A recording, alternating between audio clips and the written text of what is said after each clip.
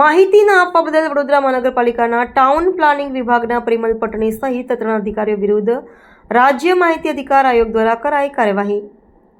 પાલિકા તંત્રમાં ઘટનાને લઈને ખળભળાટ, અધિકારીઓ થયા દોડતા, જરૂરી કાર્યવાહી કરવા દોડધામ। પાલિકાના ટાઉન પ્લાનિંગ વિભાગના અધિકારીઓ વિરુદ્ધ રાજ્ય માહિતી અધિકાર આયોગ દ્વારા કાર્યવાહી કરવામાં આવી। આરટીઆઈ થકી માહિતી માંગનારને પૂરતી માહિતી નહીં મળ્યાના આક્ષેપ। વડોદરાના સ્થાનિક અગ્રણી જીતેન્દ્ર સોલંકી આ મામલે આયોગ વિભાગમાં અરજી કરતા આયોગ વિભાગ એક્શનમાં આવ્યો। સ્થાનિક અગ્રણી દ્વારા 1 વર્ષ અગાઉ ટાઉન પ્લાનિંગ વિભાગના અધિકારીઓ પાસે માહિતી માંગવામાં આવી હતી। રજા ચીઠી પર જે અધિકારીએ સહી કરી તેના લેઆઉટ નકશા માંગ્યા હતા। જીતેન્દ્ર સોલંકીએ માંગેલી માહિતી ન આપતા આયોગ વિભાગ દ્વારા 10,000નો દંડ ફટકારવામાં આવ્યો હતો।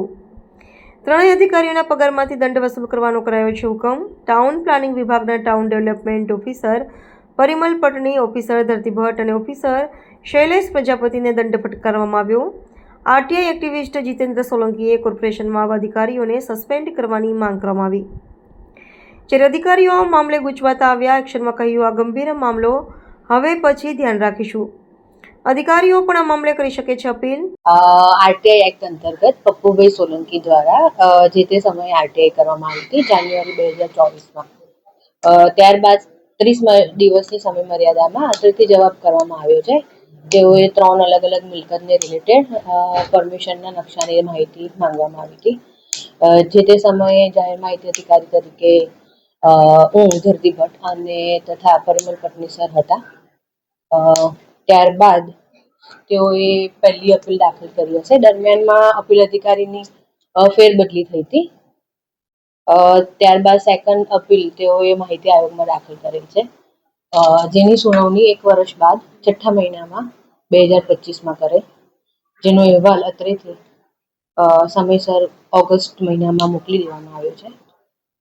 જેમાં નમૂના કમાં જે 30 દિવસના જવાબના એનેક્સસ બી અટેચ કરવામાં આવ્યા છે।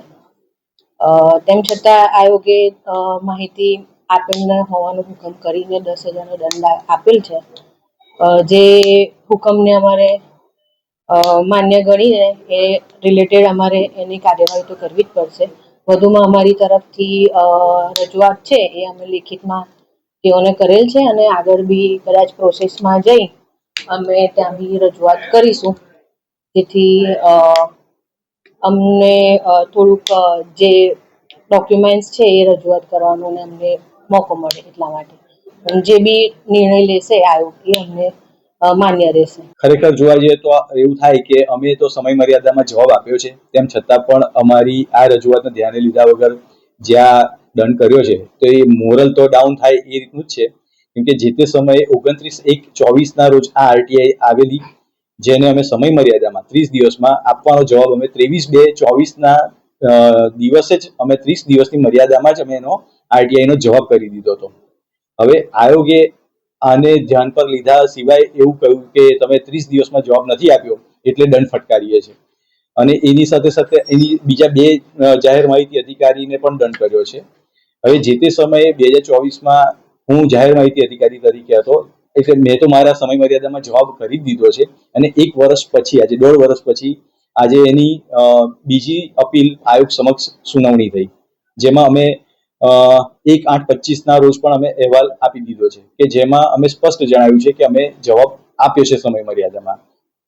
પણ હવે આયોગ સમક્ષ જે પણ હવે નિર્ણય થયો છે એટલે એ અમારે માન્ય રાખવો જ પડે અને એમના હુકમનું પાલન કરવું પડે।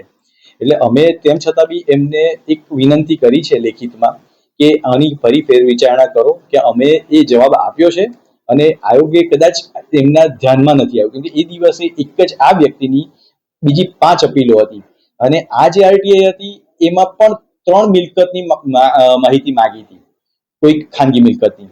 એટલે અમે એમને તે વખતે જણાવ્યું હતું કે લેખિતમાં જ કે તમારો લગભગ કિસ્સો હોય તો અમને તમે પુરાવા રજૂ કરો, અમે માહિતી તમને પૂરી પાડીશું।